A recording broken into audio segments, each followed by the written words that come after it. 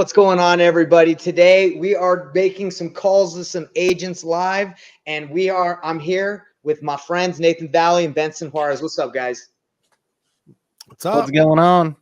Okay, and for all of those that don't know me, I'm holding my baby because I'm watching her today. Our babysitter fell through, but you got to make pivots in this business, right, guys? You got to make pivots. And so for those of you who don't know me, my name's Nathan Payne. I've been in the business for about 6 years now, doing deals. I really enjoy it, and I love teaching people how to do it because I know that, the more people I teach, the more deals we can all do together. So that's me, Nathan Payne. Nathan Valley, tell us who you are. Yeah, my name's Nathan Valley. What have I done? I've done a bunch of deals, bunch of different states. Known for getting over 100 contracts in a single year. Also, the 30-day challenge I did using yours truly, Privy, to where I picked a brand new market. No resources, no contacts, nothing. And my goal was to do a deal in 30 days, and I did a $20,000 deal in 30 days without spending any money on marketing. Pretty cool. And I only worked like 2 to 3 hours a day, Monday through Friday. That's who I am. It works. Benson, who are you? Who the heck is Benson Juarez? Awesome. Yeah, Benson Juarez, 20-year industry veteran, been around for a long time, done all kinds of different strategies, buy and hold, fix and flip, crashed and burned a bunch of deals, wholesaling. Man, I've been around. I've seen the ups and downs of the market. I was, actually doing business during the downturn in 7 and 8 and got my ass handed to me and, came back strong. And so now we've been doing Privy for over 10 years and, we're nationwide and we're just adding more features, more functionality. And I'm just here with the Nathans today to learn some stuff. And I'm going to watch, I guess Valley is going to make some calls, right? You're going to get on the phone and call some agents. Yeah, my favorite. We're gonna love it, man. Ruin some people's days. It's gonna be great. So that's it. So guys, that's who we are. And the plan today is we're going to make some calls that they just said to some agents so you guys can see how the conversation goes. We're going to be using Privy. Nate's going to share his screen. And the promise, as always, is we're going to make some calls so you guys can see what it looks like. So you can see if we really know what we're talking about. And if we ever don't make calls, it's just because we're giving too much value and people are just asking too many questions and we got to go. But that we promise that we're going to make some calls right now. Let's go do it. Nate Valley, you got it. Take over, brother. Yeah. So of course I'm not logged into my email that I get all the privy deals sent to. So while I'm logging into that, Benson, did you have any deals that we could call on? It's okay if you don't. We don't have anything we can call on though, but it's interesting. So this is all about making calls, right? So you're saying that wholesaling is mostly making calls. Is that what you guys are saying? I'm saying wholesaling or fix and flipping, whatever. It's looking for opportunities, qualifying opportunities. It starts with that and making calls. Yes, it does. That's the lead gen, right? And so Valley, you set up Privy to send you some leads, right? Using the automation. So that's the cool thing about it is like, Payne's got a baby in his hands and you're running around doing everything you got to do, but you still have a lead showing up, things you can work on, people you can call. Yeah. And I'm so glad you made that point because I was going to mention that yes, you have to make calls to successfully wholesale, in my opinion. But there's a lot of tools that can help with that, right? It doesn't, when we say make calls, doesn't mean you need to make a million phone calls. I used to do that. That's how I got started. I got started with cold calling. I didn't enjoy cold calling. There was a lot I didn't know, a lot I learned. Guys, when I did my 30-day challenge, and the only tool I used was Privy, I went live every morning, Monday through Friday, for about 2 to 3 hours each morning. And that was the only time I worked on my challenge.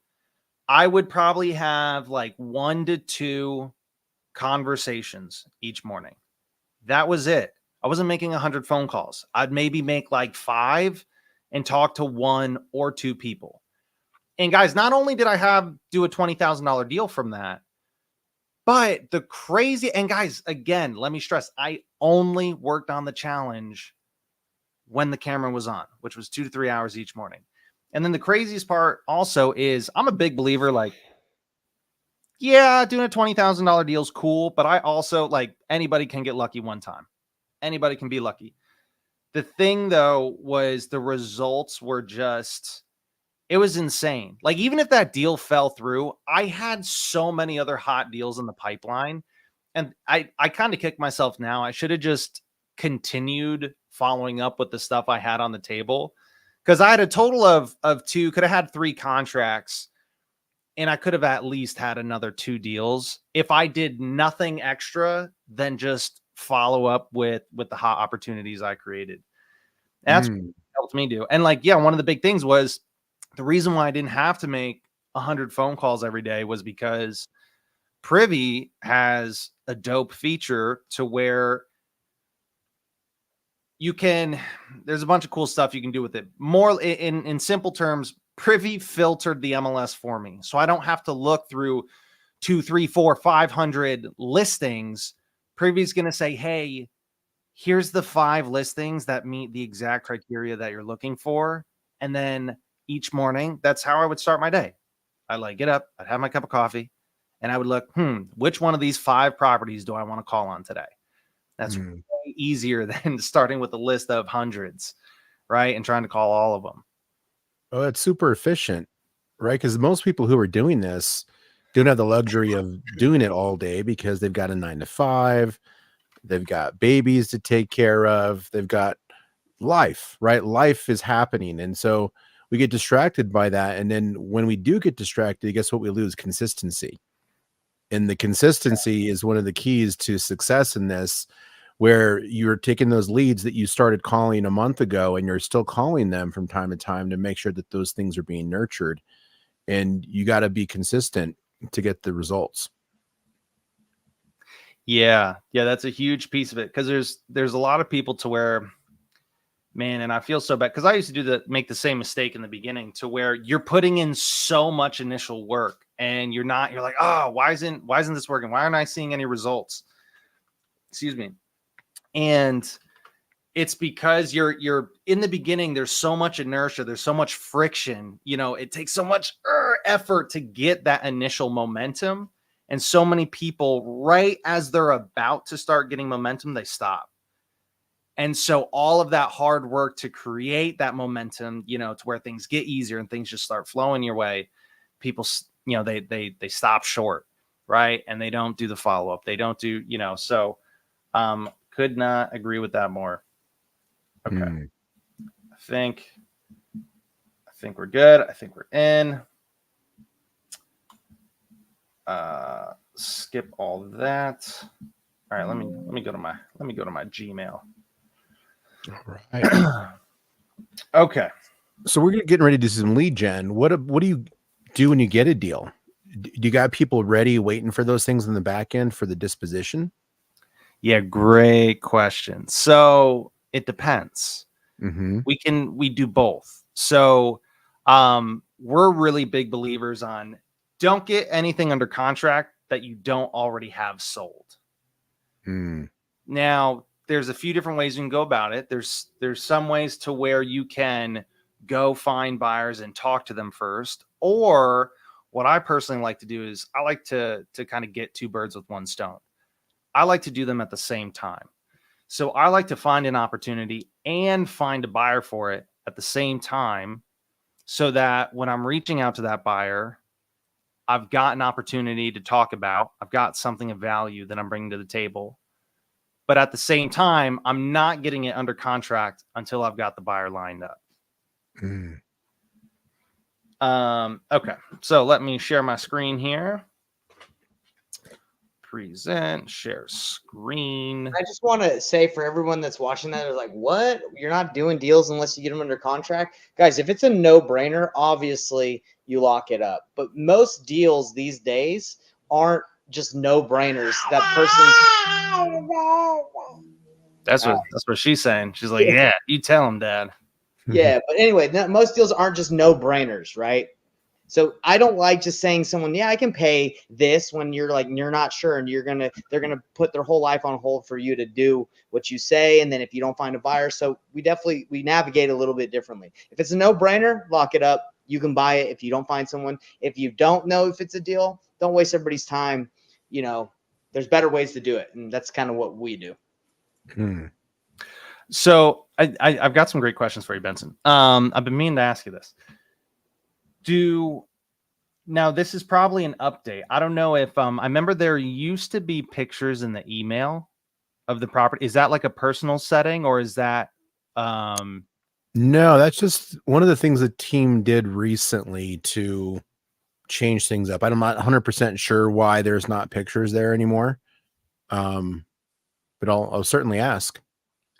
If you could put a word in for your man, that would be amazing. Because one of the things I used to love to do is so if right, and guys, look at this email real quick. I just want to explain this, right? So here you've got the dates. These all say Privy. So what I did was when I signed up for Privy, the market that I was working in, when I originally signed up, where I did my 30-day challenge, was Orlando. So Privy, you can set up filters to say, hey, you can set up filters with Zillow. You can set up filters with like Redfin or Realtor.com. But the key difference is none of them let you filter like an investor. So Privy, what I mean by that is Privy allows you to filter, hey, only send me properties that are at, that their current price point is at 70% of ARV. And then there's all the other filters too, and there's so much more you can do. Benson, you could explain so much better than I can. But again, because Zillow, Redfin, Realtor, you can kind of filter, but not as an investor. And again, this allows you to be so much more effective. And then honestly, even if this only did one thing, this whole tool, oh my gosh, worth its weight in gold. And that button's right here, the comp button. To this day, still by far, and I've used pretty much every comp tool there is, by far my favorite. So a couple things I want to point out. So this is a property that got sent to me because it hit, check the box of one of the filters I've set up. And guys, when I choose a market, I set up the filters for all the counties in that market. So Orlando kind of makes up of, I think it's like 5 different counties. And so I've got filters set up for all 5 counties so that whenever a property meets my criteria in any of these 5 counties, Orlando and the immediate surrounding area, boom, Privy sends me an email. And so from there, I'll take a look and see, okay, is this something I want to call on or not? And if you notice that first one that I looked at, I took a peek and I was like, not something I'm going to call on, not yet. Right. I'm going to look through what else, what other goodies Privy sent me for today. If I had absolutely nothing else to call on, yeah, make the call. Right. But what I want to do is I want to be effective with my time. So when I look at this, there's a couple things. The number one thing we're looking for is indicators of motivation. So 375, price point, I really don't care that much about. It's a 3.2, looks decent on the outside, listed for 0 days, right? This thing just got listed. So let's go down here. I take a quick peek at the description, right? And I'm looking for any type of language that's inviting me, an investor, to come make an offer on the property, right? Or is it language that sounds like, hey, no, we're looking for somebody that's going to live in this home, right? And, beautiful home. It's been a very successful Airbnb, but not really what I'm looking for. Not something that really kind of attracts a cash buyer, a cash investor. Now it does say investment property, but again, still on the fence. The other thing though, is it only has one picture of the outside, right? So, see, I'm kind of convincing myself maybe I would take a second look. Again, this is something that it's not that I wouldn't call on it. It just might not be my number one choice. Let's go to comps real quick. I go to comps. The way I like to do things is, Benson, help me out. Where's, there used to be a settings button. Well, you're not logged in. So right now you're viewing it like somebody who got shared an account. So, All right, hold on. I gotta log into the email on this account. So let me add an account over here. And another thing I did, guys, was when I created my Privy account, I created like a brand new email specifically for that account. And like the reason I did that is for when I set up these filters. Do you notice how this is really easy, right? I don't have like all the other, junk emails of, hey, get my free course, or like, hey, get my free book shipped to you, or like, hey, right. None of that. It's just Privy deals, strictly business. All right. That's how we like it. That's a So pretty smart idea. Again, that's all about efficiency, right? Like you're getting rid of the noise. exactly. And guys, focus is so important, especially with real estate and wholesaling. It's so easy to be distracted. And guys, making calls, especially when we're just getting started. I know we get nervous, right? We're like, oh, like I'm scared to make the call. Like I'm new at it. What if I screw up? And then if you see an email that catches your attention the slightest bit, what do we say? We're like, oh, well, maybe I should check that out. Maybe like it'll be a really valuable piece of information that'll make this call less scary. All right. When it's like, no, we need to make the call. We need to stay focused. So we want to get rid of all those distractions and have just a Privy email. All right. I'm just typing in the password. Okay. All right. I'm logging in here. Continue. And then I think we should be good to go. Yeah, I think you can just refresh that screen and it should show it like your Privy user. And actually, that's worth mentioning too for anybody who's here. Like, if you share one of these reports, it's called a comparative market analysis, with somebody else who's not a Privy user, they can still view it. They just don't have all of the functionality that a user would have. You don't have the ability to edit. You don't have the ability to, redraw the comp zone or adjust the square foot tolerance or anything like that. You're basically just viewing what the person or the system sent you to view. So that's why you had to log in.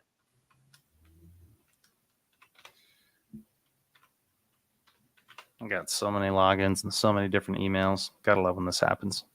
Speaking of distractions. Yeah, no kidding.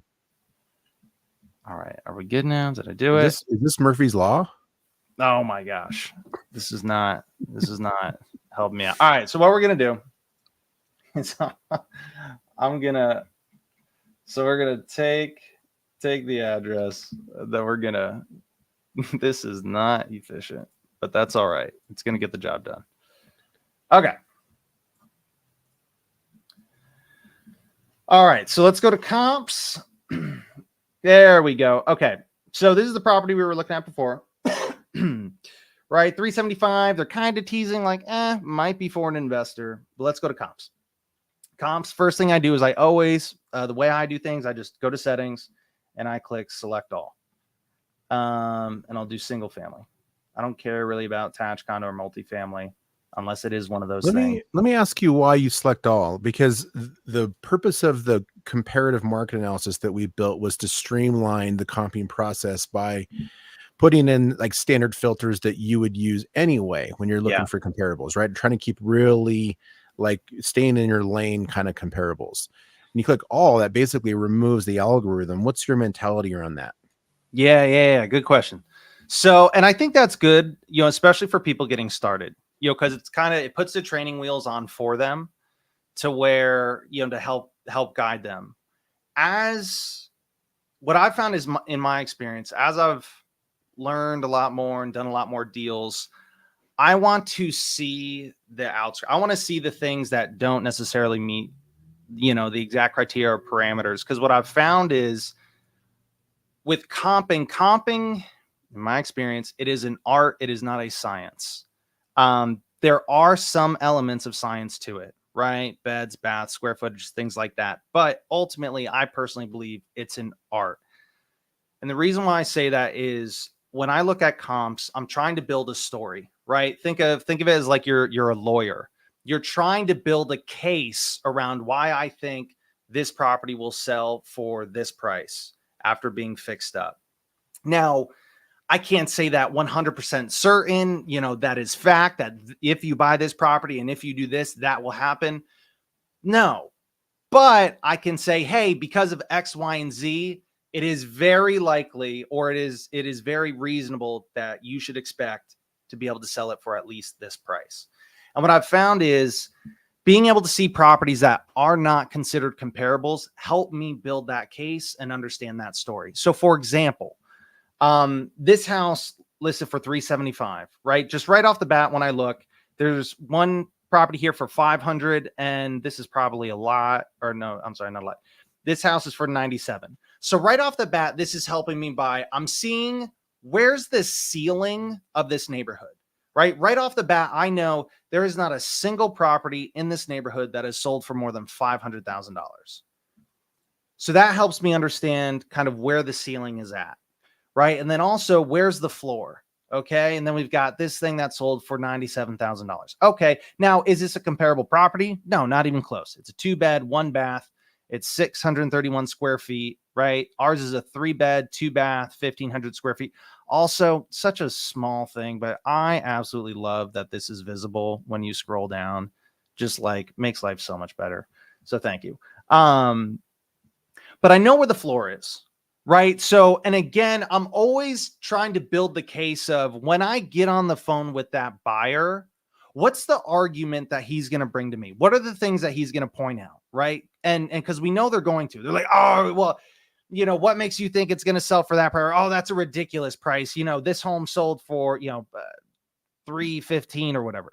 It's like, yeah, it did. But that had X, Y, and Z. And did you see the one that sold for 500 and it wasn't even a comp? It had half the square footage and, you know, whatever else.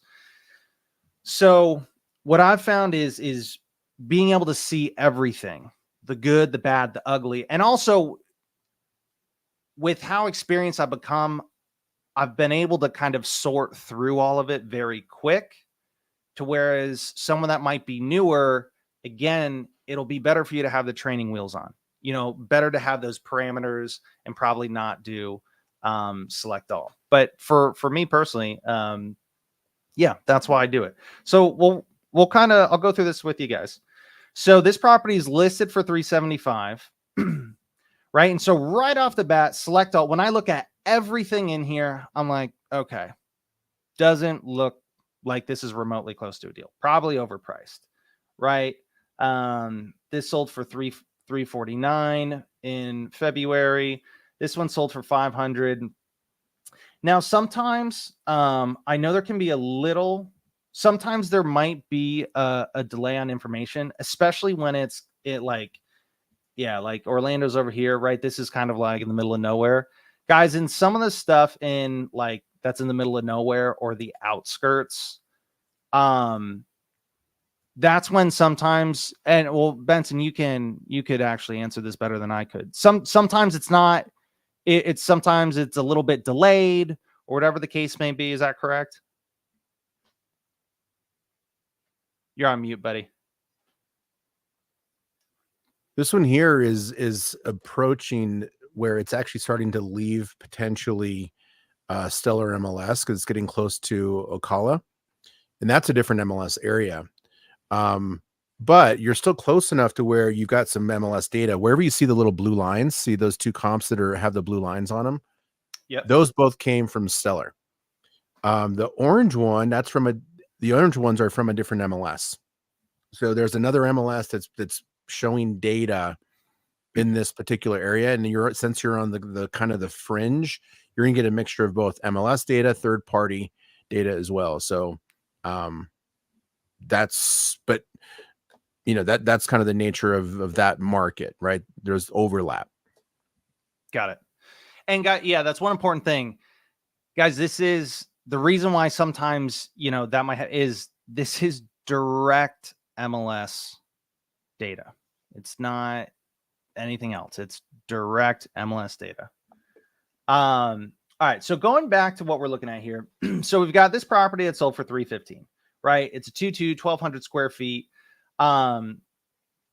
Let's look at actives real quick because I just want to get a feel, right? So, okay, we'll talk about the ceiling, right? So there are some properties listed as high as 1.1, 1.6 million, right? But these obviously nothing like our property. Now, when I look at everything else, ours is the highest priced, right? Now, for MLS properties, for me personally, the biggest deterrent for me is one, if the price point, it's this combination. Price is the last thing I look at. But when I see something's been listed for 0 days or 1 day, right? Meaning it was just listed today, or it's been listed for 1 day or 2 days. And if the price at a quick glance seems high compared to everything else, I'm going to move on. All right. And especially like everything else I mentioned, right? The house doesn't look bad, right? It's not like they're screaming for cash offers only. They said it was a very successful Airbnb. So like, if we think about it, well, a successful Airbnb, it's got to be a nice property, right? For a vacation rental. So it's probably in really good shape. So not something I would want to call on, or not immediately. I'm going to see what other goodies did Privy send me.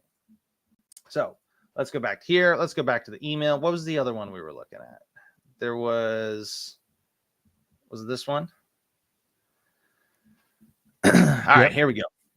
Oh, and the one last thing about this property, the other thing, right? So Orlando was my market, right? So if we look Florida, zooming in, we've got Orlando right here.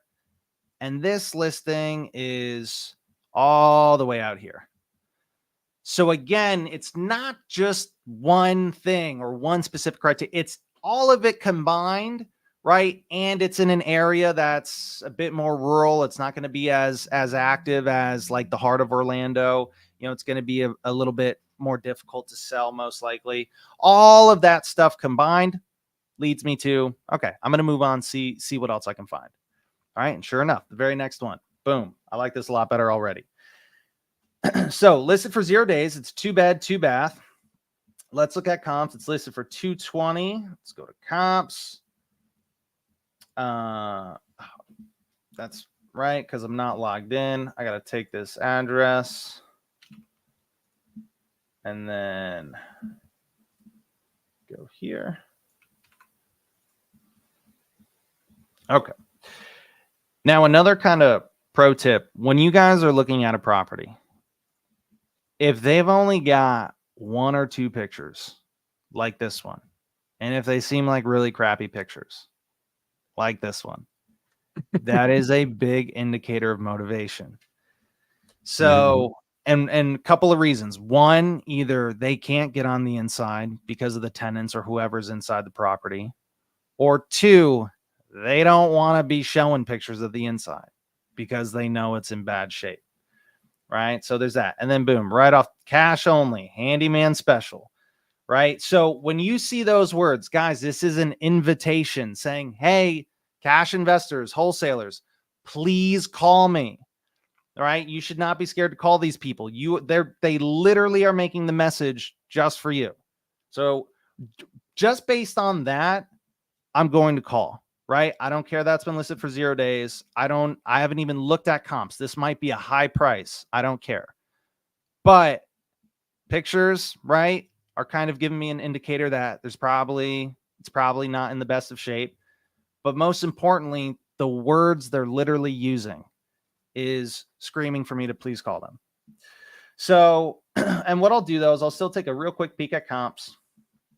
So settings, all, save. Right. And I like to get in real close. Right. So what's going on in this specific neighborhood? So we got this nice 3-2-16, just under 1,700 square feet. But this is not even remotely close to our house. Right. So I wouldn't use it as a comp. But again, gives you an idea of, hey, what are things selling for in this neighborhood? Right. So this home, it's bigger than ours. Yep. New construction, so that's what stuff's going for there. So let's look at, what about something like this? 1,200 square feet. This is a bit more similar, right? On par with what we've got going on. No pictures of the interior. That sold for $281. in October last year. And we got this at 240, right? So 220, I'm definitely gonna want to be below that. But let's give a call. So what I like to do is I go up here, and so right here it says who the listing agent is. So I copy this whole thing, and I do Control C to copy. Then I'll go to a new Google tab, and I'll just paste. And then I'm going to open this one up. Boom. Mobile number right there. That's what we're looking for. All Cheryl. right. Cheryl. Let's give Cheryl a call. She's going to love you, Nathan. She is. I've got a feeling. All right. 321-271-5112. Oh, it's 5:30. Right as she's sitting down for dinner. Perfect. She's going to love us. Hi, this is Cheryl Stockstill. Cheryl. Straight to voicemail. I don't think so. Oh. That's why we call twice. This is Cheryl. How can I help you? Hey, Cheryl, this is Nathan. Hi, how are you? Good. I was calling about a listing of yours here, the one on Starfire. Yes. Hold on one second. I'm just in the car. Are you? Have I spoken to you before, or is this the first time? No, this is our first time. Okay, perfect. I've gotten a lot of calls, so I'm sorry if trying to make sure I have Yeah. it straight. No problem. I'm sure your phone's probably been blowing up about it. Yes. So, are you a realtor or investor? Or? I'm an investor. Yeah, I was calling. I'm interested in it, obviously. I was wondering if you could tell me just a little bit about it and anything in particular that you think might be important for someone like me to know. Sure. And I can also text you pictures of the interior. The owner just didn't want to. He just didn't want everything up on the, because it's a little messy, you know. Sure, totally understand. So I walked through with a contractor that's not like, he's just kind of a local guy, so to kind of help me understand what was going on with the property. So if we start with the outside, it's in good condition. There's a big oak tree that definitely needs to be cleaned up. There's a little bit of wood rot on the front porch wood, but doesn't look like anything, you know, that can't be fixed.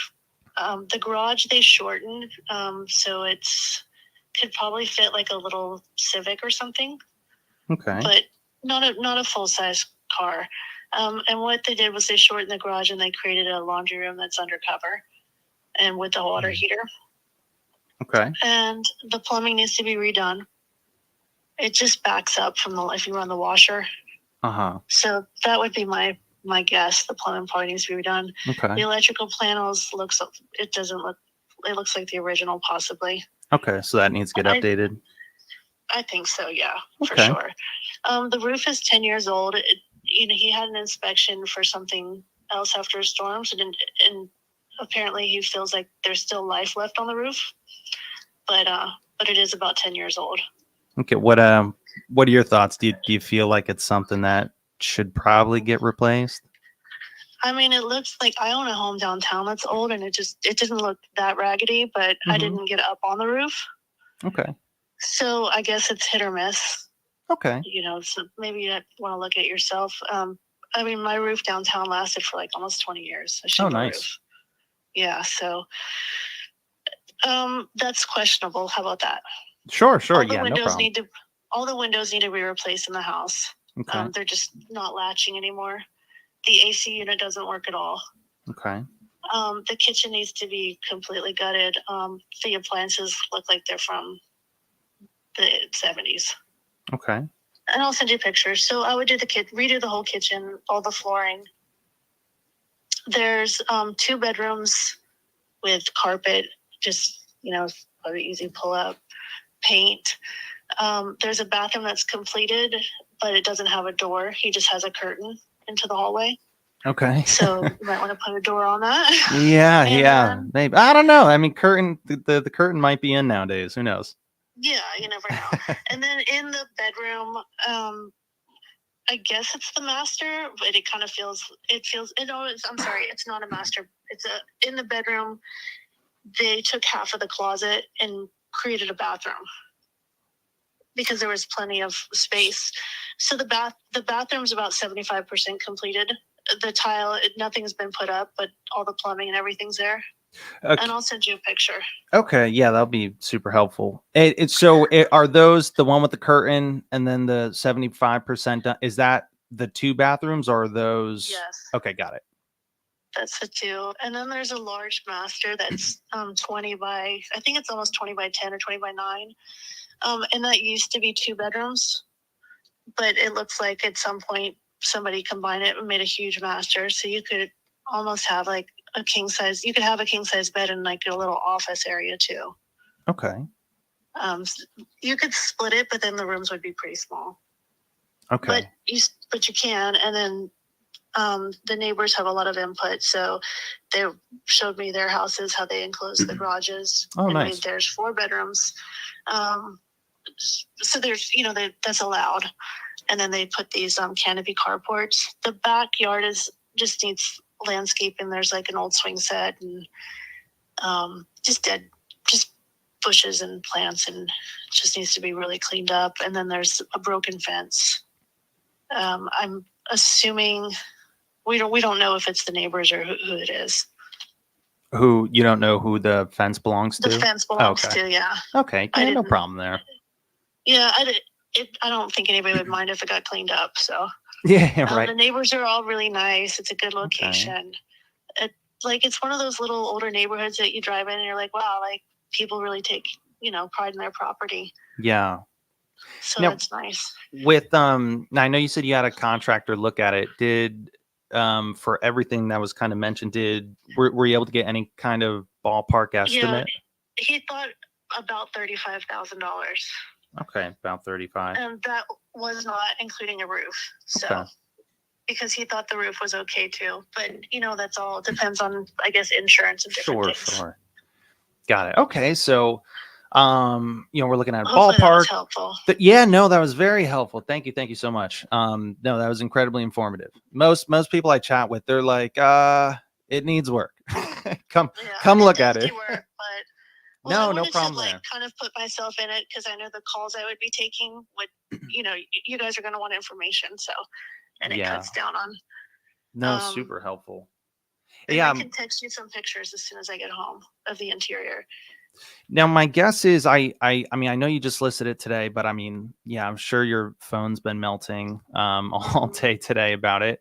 I guess what's kind of held you guys back from moving forward with? I mean, I'm sure there's 20 other people that have already beaten me to giving you guys an offer. It was a little overwhelming for the seller today. So I'm trying to just, talk like it's okay. Like, I'm going to help you get through this. We have a lot of offers to go through, but we're going to pick the best one. He's not set in stone on price. He's, ready to move the property. Mm-hmm. But what I'm looking for him is a solid contract that we're not going to run into any hiccups in a week or two with, right. We want to renegotiate the price, or, sometimes people do those. So totally understand. I want somebody to get in there and look and understand what their responsibility is going to be and say, I'm confident giving you cash and as is, because I know it's going to cost me X amount of dollars to fix it. And so that's. Yeah, no, I mean, that makes perfect sense. Yeah. You don't want to get, with those like wholesalers nowadays to where they just get properties under contract and then waste 7, 10, 14 days or whatever they get the inspection period at. Yeah, no, if it is something that I'm able to, I mean, obviously I there's a lot of things I got to look at. I don't know where my numbers would be at just yet, but if it is something that we're able to make an offer on, it'd be something where we would do 0 days due diligence, a non-refundable earnest money deposit, which sounds like that'd be great. To do diligence, like we want you to inspect the property. I want to be able to sleep at night. Yeah. Well, what we would do is I'd probably have someone go take a look at it, and just doing a walkthrough is good enough for us. And so that way, when we would make our offer, you would know, hey, it's, a done deal kind of thing. If obviously, I'm able to get to a price that's able to be a good fit for your seller. I know you said overwhelming, and he was kind of waiting, and obviously he's looking to get highest and best. Did you guys have an idea as to when you were hoping to make a decision on something? I mean, he's ready to go, but the offers that we have come in, I don't like those. Oh shoot, what did you call them? The wholesalers. Yeah, with the 10-day inspection periods. Those are always the first ones that come in because they're like, we don't need to see it, but they have all these their own contingencies. Right. And I just told him, I said, just give me a day because the local investors are going to come out, and that's kind of who we want to attract. Is someone that's going to buy it and do their own work and flip it, or whatever. We're not opposed to wholesalers, but yeah, no, that's great to hear. Because I have done that before. That's actually what I do with a good majority, but I do it very differently. I mean, as you can see, I'm not a proponent of let's be misleading and waste people's times, and I'm not a fan of that at all. No, I appreciate that. Yeah. Now for this property, I know you'll send me some pictures of it. Yes. But from the area, the neighborhood better than me, what do you feel like is the best fit for this house? Do you feel like it's a good fit to fix it up and relist it, or do you rent it? You feel rental is a good.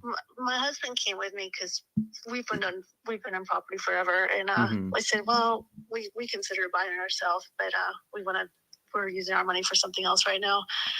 And I said, but there's not that much wiggle room to flip, once you get done, because the market's a little, unpredictable still. Sure, yeah. But it is a first-time home, good starter home. We would have fixed it up and just rented it out to a nice family. So the people like the schools. If you just go down the street, there's a golf club. There's a main intersection 4-way with all the local businesses and Publix and stuff, and then.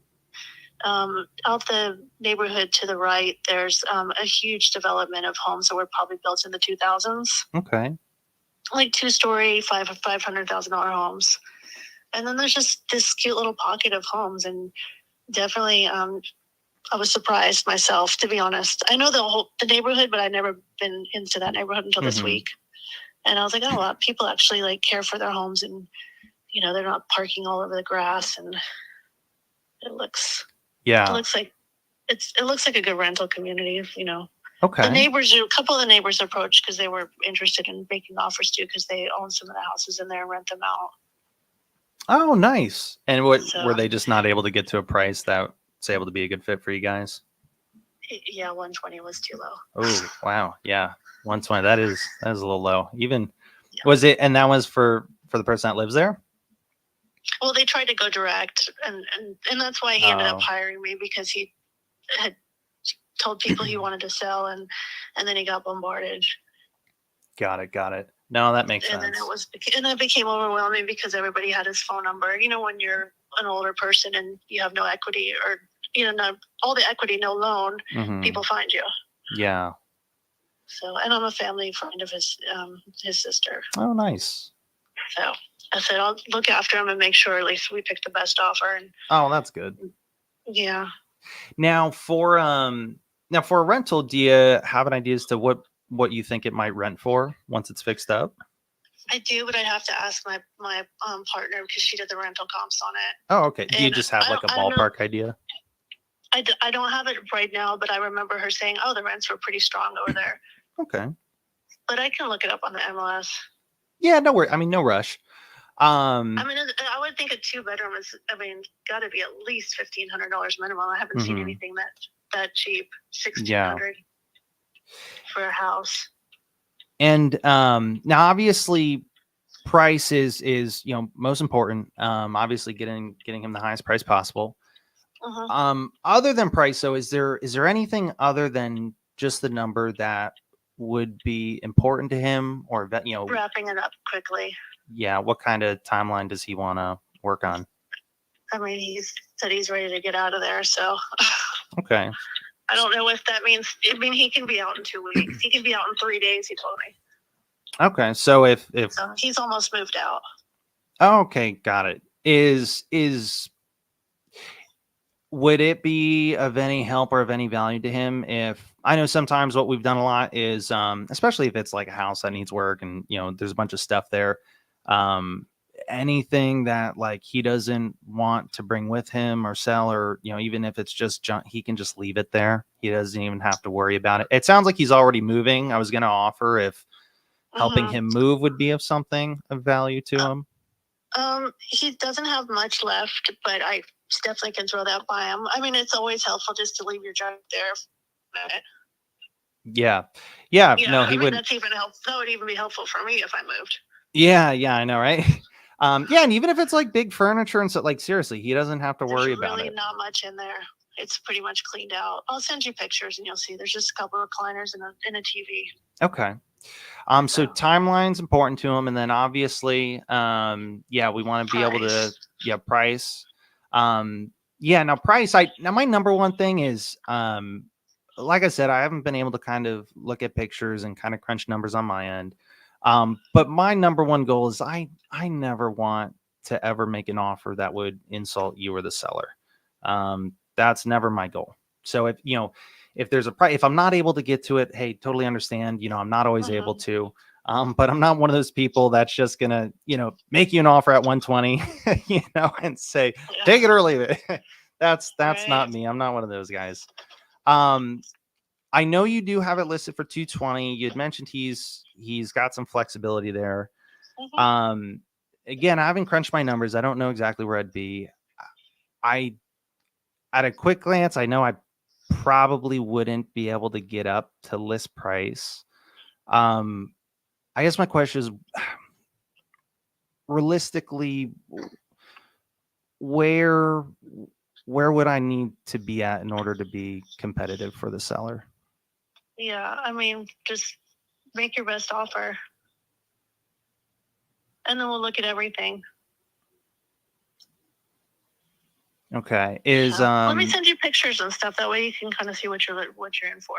Okay. Yeah, that'll be really helpful. Because the rents, and then just getting a better understanding of how much work it needs will be helpful. Okay. And then obviously having kind of one or two people take a look at it.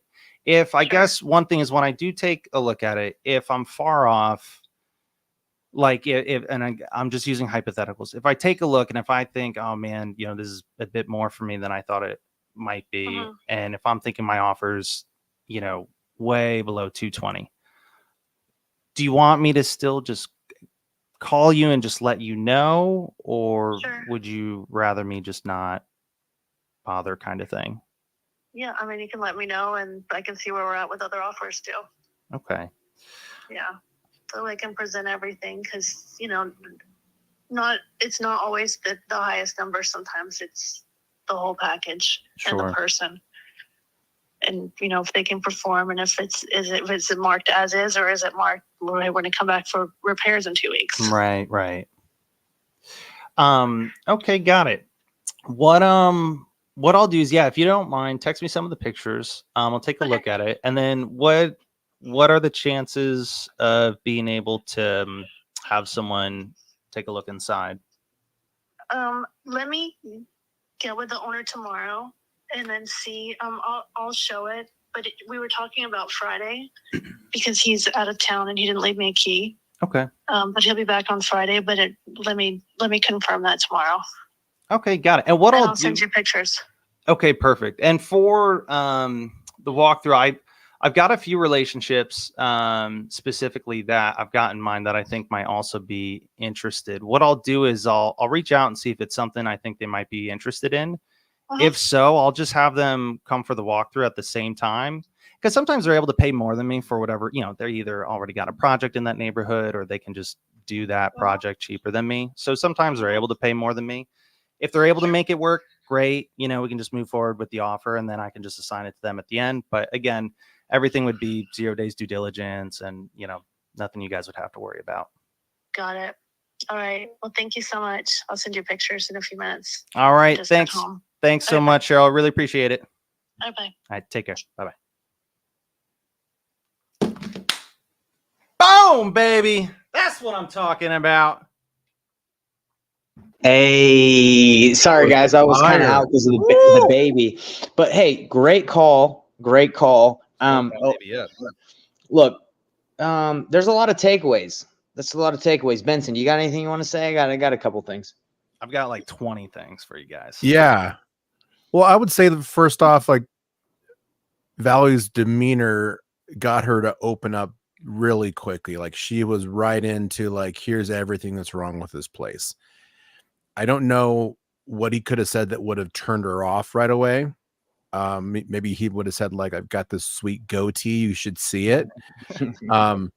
But he did, and that was a good move. But she just went right into like, here's all the stuff that's wrong with it. So well, I can tell you one way that I see a lot of people to where, man, like how does somebody, you know, when chatting with a great agent like that, how does somebody get off on the wrong foot? And I see it time and time again. And they call and they say, hey, Cheryl, I was calling about the house in Starfire Lane. She's like, yeah, I've been getting a bunch of calls. And they say, great. What's the lowest the seller will take? Yeah. See it all the time. And people tell me, man, I'm making 50 offers a week. Why aren't I getting deals? Guys, this stuff makes a difference. Now, the other thing is you might say, well, Nate, you didn't get a deal under contract. Like you didn't. And guys, but I'm going to break down, like, here's all the things, all the gems in that conversation. So number one, it's listed for 220, right? So she, again, you know, like you pointed out, Benson, she just spills the beans, right? And guys, so many agents do this. One of the most valuable tools you can have in your negotiating tool belt is silence. Shut up and let them talk, right? Just let them talk. Let them tell you as much as did you notice? She brought up that somebody made an offer at 120 because I just let her keep talking, and she eventually let herself to it. Right. And she was actually, she's one of the better agents to where she's a little bit tricky when it comes to numbers. Right. I couldn't push her too hard on that, or else, you know, there would start to be some resistance. But luckily she gave that up right off the bat. She was like, yeah, they gave an offer at 120. So that lets me know, okay, that's an offer that he won't accept, but I know where the other offers are at, or at least the really low ones. And she starts talking about wholesalers, right? And guys, did you see the irony? I do this every single time, and I love doing it. To where, yes, I say, oh yeah, looks like those wholesalers with their inspection period. And she's like, oh yeah, and then what did I do at the end? I literally told her that I would probably be assigning this and wholesaling the property. But guys, it's not that you can't wholesale. It's the way people go about it that makes it difficult and unethical, in my opinion. But so a couple of great things, right? The seller price is obviously important, but she said it. Let me say it. Let me go.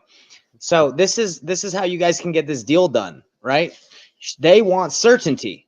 That's what they want. They don't want. I'm sure they got a bunch of offers that look great that are over 220. But they're all going to have 7 days, 14 days due diligence. They know what it's going to smell like a wholesaler, right? They don't want that uncertainty. They're okay with the lower price if they feel like they got someone that's actually going to close. That's what sellers want. And they'll take less if for that. So what you would do, well, Nate can explain what you would do, but really they want certainty. And that's mostly everybody anyway. Yeah. Right. And so guys, that's why, just like and guys, it's the same concept as if I'm talking directly to a seller. If I'm talking to a seller, I want to know what's their motivation. Why are they selling? Hey, what's, valuable to them other than price? You can do the same thing with a real estate agent. And right. And she told me she would, oh yeah, timeline is so important. She said he could move out in 3 days. He said, if I were to make an offer, right, and certainty, right? So she had mentioned certainty. We don't want to deal with these wholesalers or these long inspection periods or these ridiculous offers.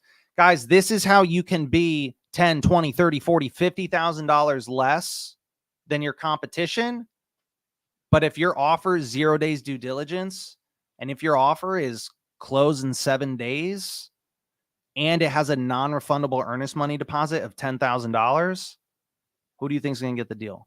Right? You can get those all day long. Now you might be saying, well, Nate, cool for you, bro, but I don't have 10K to put down and do 0 days due diligence. Guys, we don't do that either, right? We use our buyers.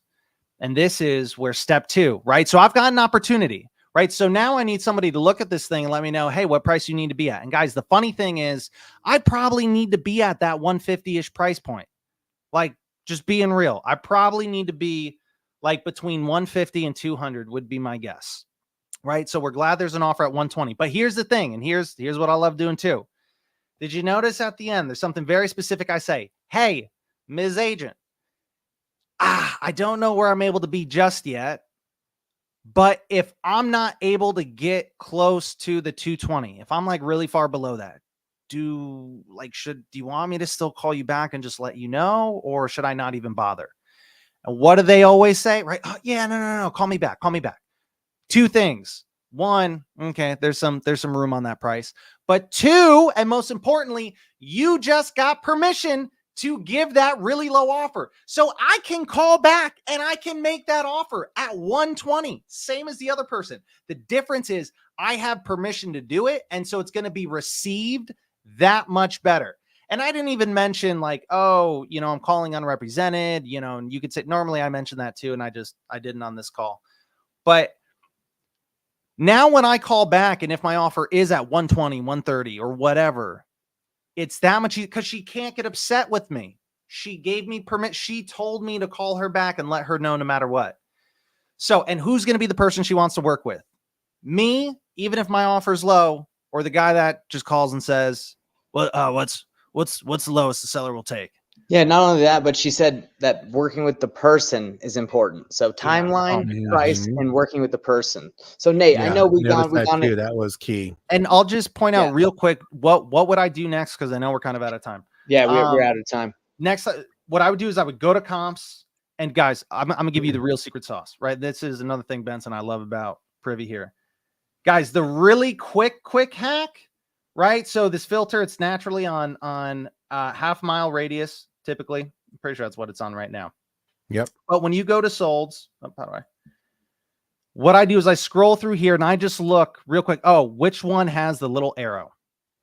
What this is showing, and Benson, maybe you know the answer. I don't know. But it means within a certain time period, somebody bought this home at this price and they sold it for this price. And if those numbers look pretty big to me, right? Somebody bought it for $285 and they sold it for $393. And Betsy, isn't it like within like 12 or 18 months or something like that? 18 months. Yeah. We give it a little bit extra time for flip and delays. Yeah. Right. So within 18 months, right now I have to click on it to know a little bit more. They might have done this in 60 days. Right. But what I know is someone bought this for $285 and they sold it for $393. This is probably an investor. So in 5 seconds, I found, this is a local fix and flipper. So I'm going to now look at this property, right? So I clicked on it. It's this one up here, right? Look at the pictures. Boom. That's perfect.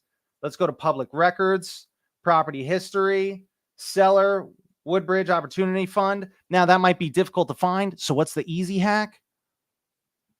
I'm going to call Matthew, the listing agent. Hey, Matt, I saw the house you sold on De La Quay, right? Hey, was that an investor? It looks like a flip. Yeah, it was. Awesome, man. That flip came out really nice. They did a really good job. He's like, yeah, they did. What can I do for you? And I'm going to say, hey, well, I've got a property that I'm negotiating right around the corner. Would your investor be interested in another one? And he's going to be like, yeah.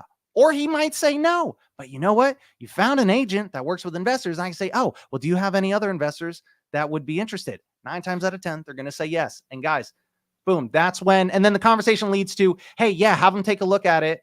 What price do you think you'd be able to pay? And then I'm going to let them tell me where they need to be at and then do a little back and forth. And that's how we make money. That's it. And we all know Nate, he could go on for hours explaining every step because he knows how to do the whole dang thing. Love it. That's why we do these calls, guys, because we're showing you guys exactly. Guys, make calls. Take action. We're here to help you out. That's why you come on these calls. But we're heading out because we did what we promised. We have made some calls. So Nate, and last thing I want to mention, this exact property that was a fix and flip, and also it's got the before and after button. I absolutely love that tool. Guys, they bought this for $285. Now, this might be a little bit of a different neighborhood, comps or whatnot, but I know what price they paid, right? And what they flipped it for gives me a really good indicator of, hey, what do I think they might be able to pay on this one? That's right. So, again, guys, this was 59 minutes, right? With 15 minutes of just horsing around in the beginning, right? In 40 minutes, If you could do this in 40 minutes, would this be the closest you get to doing a deal probably in the last month, 6 months, year, whatever? Guys, you don't need to spend a million hours cold calling or driving for dollars or doing whatever. Guys, when you've got the right strategy, the right tools, and you can be efficient and effective, it's crazy what you can do in a very little amount of time. That's all I got. Efficiency, baby. It's productivity, efficiency. Let's do it. Benson, you got anything to tell us before we sign off? No, that was great, man. I loved watching Valley in operation mode, man. Just working it, just patient and just, oh, it was good. I loved it, man. That's how you do it, you guys. And guys, don't get intimidated. If you can't do what Nathan just did, if you can't do what me and Benson are able to do, you don't have to do it. You don't have to do everything by yourself. There's ways that you can work and collaborate with others. Check out painlessflipping.com and how we help people that maybe aren't there yet do deals. All right. Peace out, everybody. Later, guys. Bye, everyone. Have a great week. Benson.